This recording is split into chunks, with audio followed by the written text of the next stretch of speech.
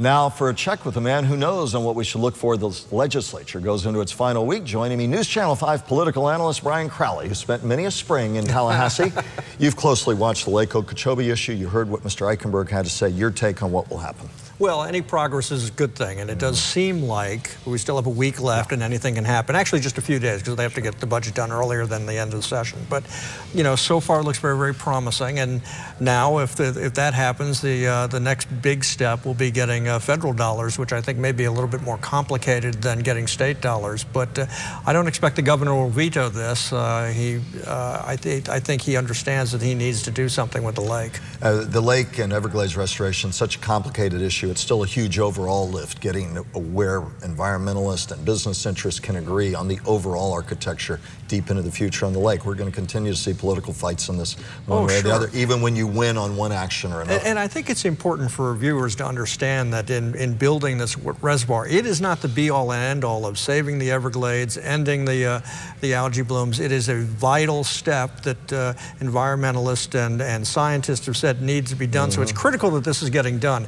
But people should not believe that this is the total solution. Well, we talked about urban runoff, septic runoff. What do you do in other parts of the growth. lake? Growth. Enormous growth going out west. Nobody wants to talk about the growth in Florida. We tend to want to blame ag and the sugar industry in particular, and there's certainly a lot of blame to go there from past things, but we tend not to look at the things that we're doing with development, other things that also contribute to the problem. And I should rephrase that when I say no one wants to talk about it, but ag and sugar interests have argued that more needs to be said about that aspect of it as well. Absolutely. Governor Scott looking two programs. It's been interesting this whole session. You've got attracting tourists, Visit Florida, Enterprise Florida. The House Speaker has put his foot down, said it's a waste of money. Governor Scott's had ads airing saying we need the money for these programs.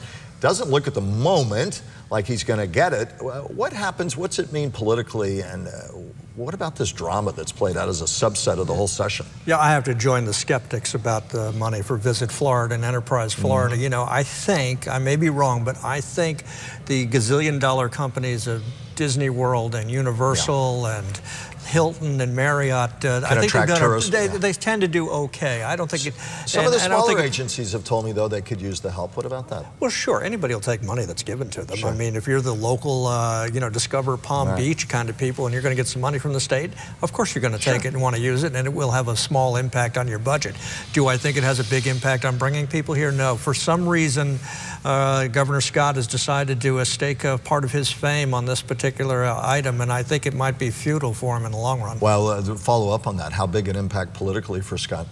Whatever way this goes. Actually, I think if it gets defeated, Scott will continue to. I think he will try to use it either way. If he gets the $100 million plus that he wants, that which doesn't look likely at this point, he'll say great victory for the governor's office and for him, and we're creating jobs. If he loses, I think he'll blame others for hurting Florida, and he's going to continue the fight. Big winners, losers, any surprises that our viewers at home should look for pocketbook-wise or social issues or otherwise? Gun advocates, stand your ground, anything you want people to key on over the next week? You know, I think one of the under-the-radar issues that's taking place even as we speak is that the legislature is going after public records and open meetings in a big way.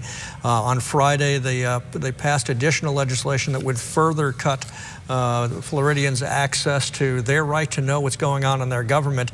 This has been a trend going on for a number of years now, and it's getting worse. And for some reason, there's some folks in the legislature who feel like the public business is none of Floridians' business. And it affects everyone's safety, security, pocketbooks. Absolutely. That is not an issue, a sideline issue for anyone. It's not a media issue. It's a public right to know, safety, security issue.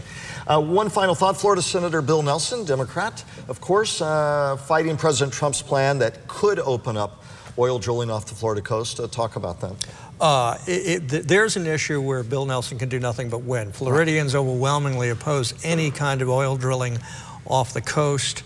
There's some oil drilling that's been going on for decades in Collier County, and there's a chance that that's going to be expanded. But any notion of oil drilling off Florida's beaches is going to get a lot of opposition from Floridians. It's going to be interesting as we talk about shaping up this potential and likely race between Nelson and Rick Scott. Governor Rick Scott. We'll talk more about that in the coming weeks. We'll be back with your closing thoughts in just a moment.